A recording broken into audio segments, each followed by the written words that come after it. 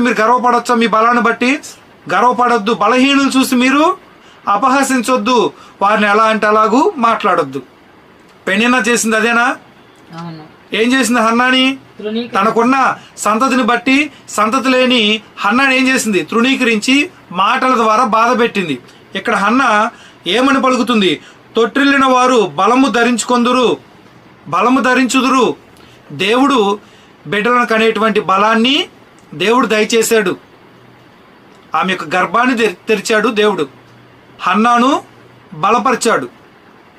కాబట్టి ఏమని మాట్లాడుతుంది ఇక్కడ? ప్రఖ్యాతి నదులు విలుకాండ్రు సైతం ఓడిపోతారు దేవుని సహాయం లేకుండా. అలాగే తొట్టిల్లిన వారు బలము ధరించుకొందురు. కాబట్టి తొట్టిల్లిన వారు బలహీనులు అలాగే ఉంటారా? దేవుడు జోక్యం చేసుకుంటే వారు మరలా ఏమవుతారు? మరలా బలం అనేది పుంజుకుంటారు.